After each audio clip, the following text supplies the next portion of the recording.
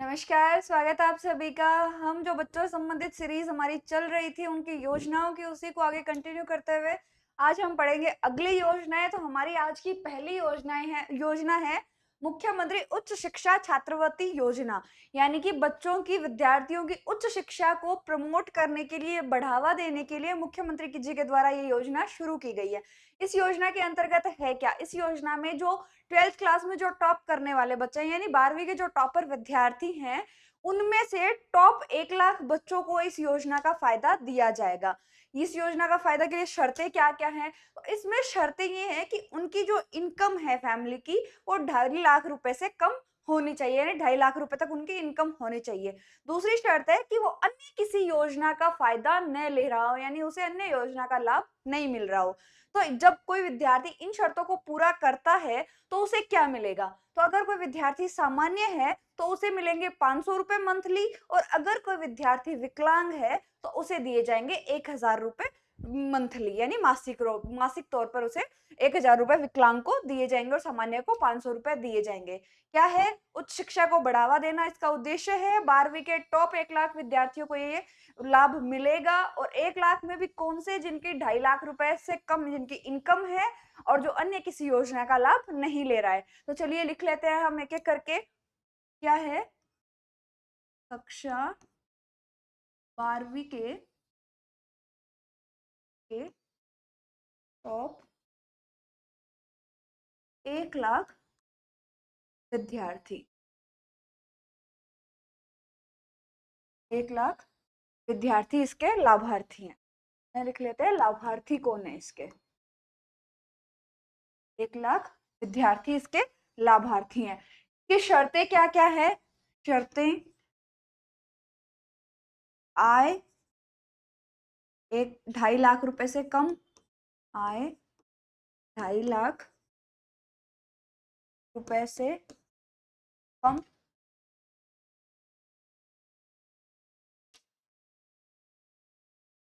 आय 2.5 लाख रुपए से कम, और दूसरा कौन सा है?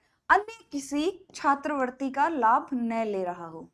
अन्य किसी छात्रवृत्ति का, अन्य किसी छात्रवृत्ति का लाभ न ले रहा हाँ, दे रहा हो। बात कर लेते हैं लाभ क्या मिलेगा इस योजना में। तो लाभ रहने वाला है, लाभ सामान्य जो विद्यार्थी है, सामान्य विद्यार्थी विद्यार्थी को 500 रुपए मासिक या प्रतिमाह, और विकलांग को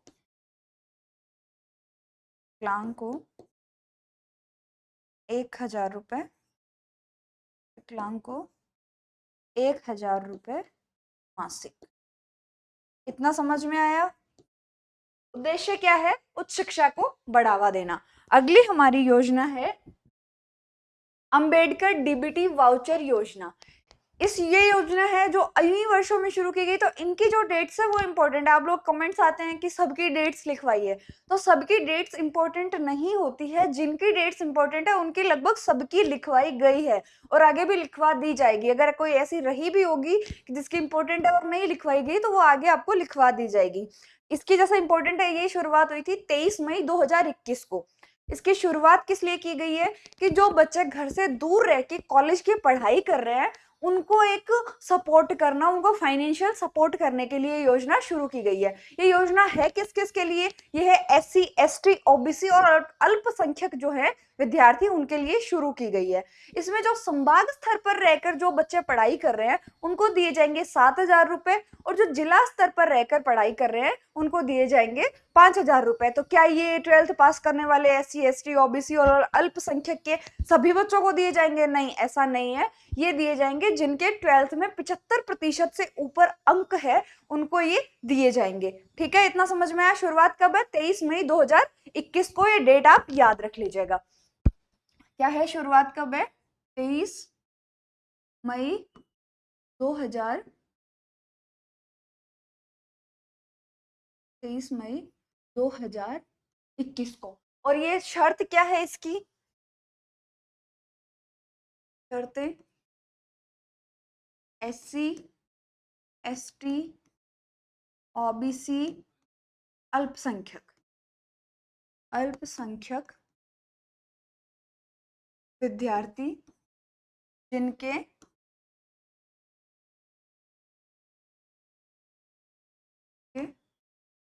12वीं कक्षा में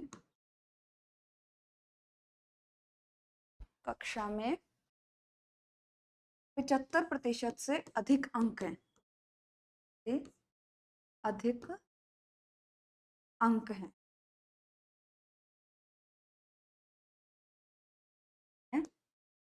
और वे दूर रहकर और वे घर से दूर रहकर कॉलेज की शिक्षा प्राप्त कर रहे हैं, कॉलेज में पढ़ाई कर रहे हैं, कॉलेज में पढ़ाई कर रहे हैं, पढ़ाई कर रहे हैं। अब बात कर लेते हैं कि इसमें क्या लाभ दिया जा रहा है। तो लाभ इसमें क्या है? संभाग स्तर पर 7,000 रुपये, संभाग स्तर पर 7,000 रुपये, और जिला स्तर पर 5,000 रुपये, 5,000 रुपये इसमें दिए जाते हैं। इसमें कुछ बाकी रहा? डेट आपको, शुरुआत की डेट आपको याद रखनी है। SC ST OBC अल्पसंख्यक विद्यार्थी हैं, उनको ये दी जाएगी, ये भी आपको याद रखना है। ये भी आपको याद रखना है। 12वीं में जिनके 75% से अधिक अंक है, घर से दूर रहकर पढ़ रहे हैं, किस में पढ़ रहे हैं? कॉलेज में पढ़ रहे हैं। 7,000 रुपये संभाग पे, 5,000 रुपये कॉलेज जिला स्तर पर दिए जा रहे हैं। अगला है हमारे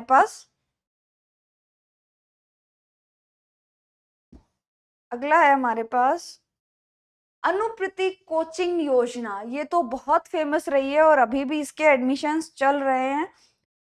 तो आज इसका रिजल्ट भी आ गया है। तो अगली हमारी योजना है अनुप्रति कोचिंग योजना। इसकी शुरुआत भी आपको याद रखनी है, कब है? 5 जून 2021, यानी वो 23 मई 2021 डीबीटी वाउचर योजना, और 5 जून 2021 को अनुप्रति कोचिंग योजना। इसके अंतर्गत मोस्ट इंपॉर्टेंट चीज क्या है कि इसमें 30,000 विद्यार्थियों को लाभ दिया जा रहा है। पिछली बार कितने थे? 15,000 थे।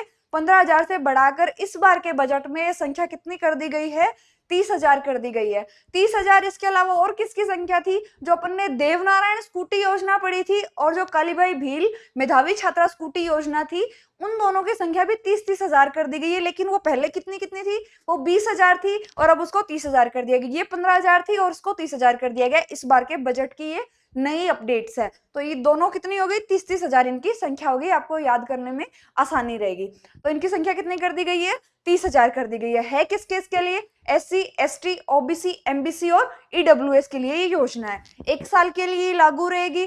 और एक मोस्ट इंपॉर्टेंट चीज कि इसमें 50% छात्राएं होना आवश्यक है, यानी 50% इसकी जो सीटें हैं वो किसको दी जाएगी? लड़कियों को दी जाएगी। शुरुआत समझ में आ गई? SC ST MBC OBC और EWS के लिए ये एप्लीकेबल है और 30,000 इसकी संख्या इस बार के बजट में कर दी गई है। और इसका एक इंपॉर्टेंट पॉइंट है कि इसका जो पोर्टल बनाया गया है वो पोर्टल बनाया गया था 4 जुलाई 2022 को। ये इसी बार का जो 1 साल का करंट अफेयर आपको पूछा जाएगा उसी में आता है। 4 जुलाई 2022 को अनुप्रति कोचिंग योजना का पोर्टल बनाया गया था। तो बात कर लेते हैं शुरुआत की।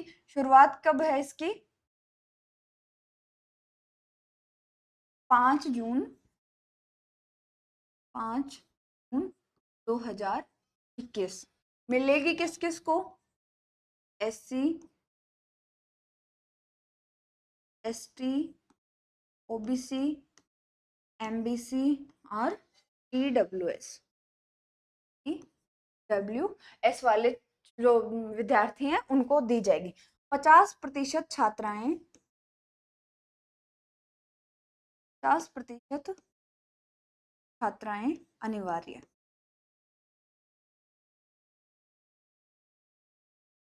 छात्राएं अनिवार्य। और है कितना टाइम के लिए? 1 साल के लिए, 1 वर्ष के लिए। और इसका पोर्टल कब शुरू किया गया? पोर्टल 4 जून 2022 को। ये बहुत इंपॉर्टेंट है। और बजट 2022-23 में इसकी संख्या बढ़ा के कितनी कर दी गई? 30,000। बजट 2022-23 में विद्यार्थियों की संख्या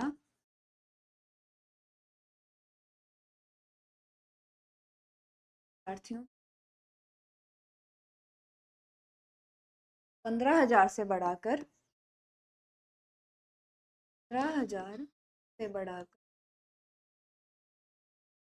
30,000 कर दी गई।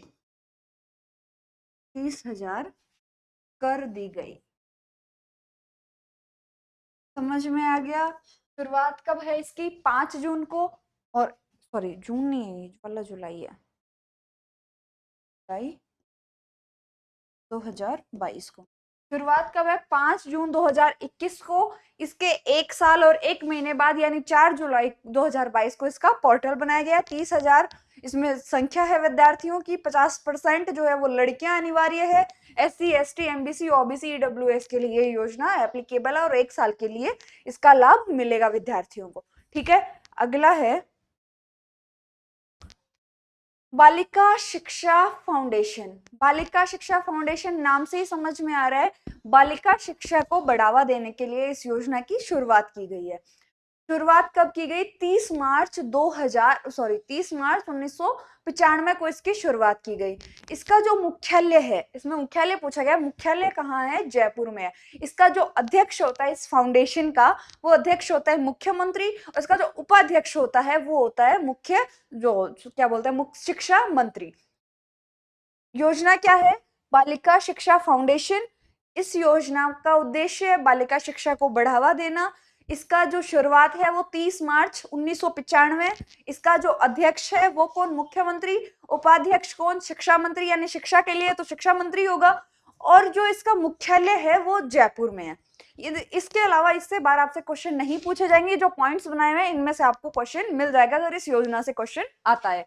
तो सबसे पहले बात कर लेते हैं इसकी स्थापना कब की गई है? 30 मार्च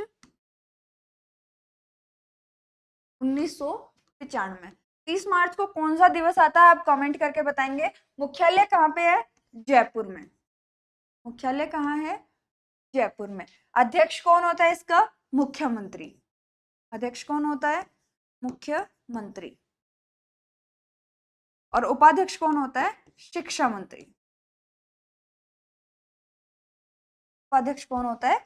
शिक्षा मंत्री। ये 4 पॉइंट्स आपको इस योजना में याद करने हैं। अगर आपका इसका उद्देश्य लिखना चाहें तो उद्देश्य लिख सकते हैं। उद्देश्य है बालिका शिक्षा को बढ़ावा देना। बालिका, वैसे वो तो आपको नाम से भी समझ में आ रहा है, बालिका शिक्षा को बढ़ावा देना।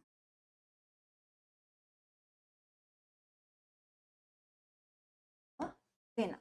ठीक है, अगली हमारी योजना क्या है? शुरुआत कब है इसकी? 30 मार्च 1995। मीना राजू एवं गार्गी मंच।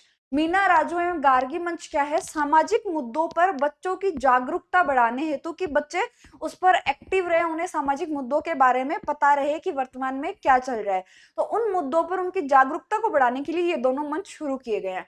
ये अलग है और ये अलग है। मीना राजू जो मंच है वो किसके लिए शुरू किया गया है? 6 to 8 जो तक की जो लड़कियां हैं उनके लिए शुरू किया गया है। और जो गार्गी मंच है वो 9 to 12 की जो गर्ल्स है उनके लिए शुरू किया गया। सामाजिक मुद्दों पर उनकी पकड़ रहे, सामाजिक मुद्दों पर वो जागरूक रहे, इसके लिए इस योजना का शुरुआत की गई है। तो बात करें इसकी शुरुआत क्यों की गई है? सामाजिक मुद्दों पर, सामाजिक मुद्दों पर जागरूकता बढ़ाने के, जागरूकता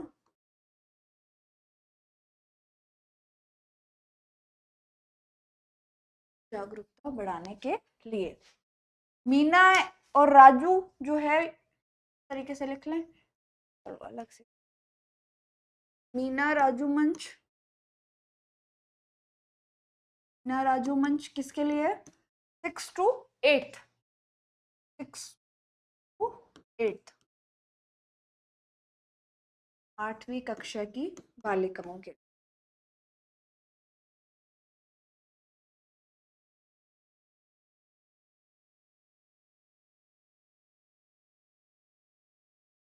और गार्गी मंच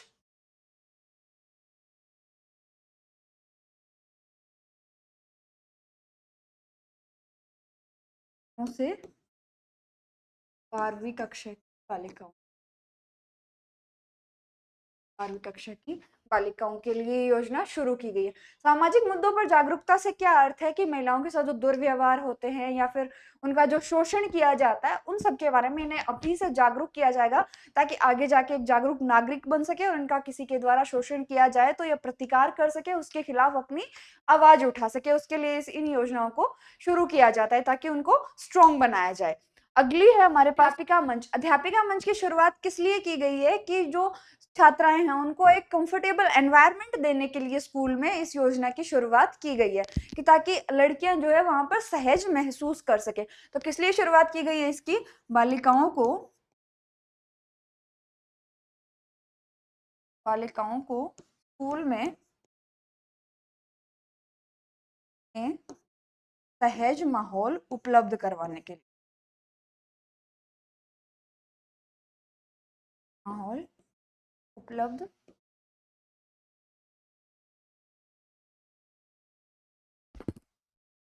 करवाने के लिए, ताकि जो लड़कियां हैं वो टीचर्स के सामने अपनी बात रखने से झिझके नहीं, उनको जो दिक्कत जो परेशानी है उसके बारे में वो अपनी टीचर के साथ शेयर कर सके, उन्हें एक अच्छा माहौल मिल सके, उनके अच्छी ग्रोथ मिल सके। तो अगली योजनाओं के बारे में चर्चा करेंगे हम अगले वीडियो में। यहाँ तक के लिए आज के लिए इतना ही, धन्यवाद।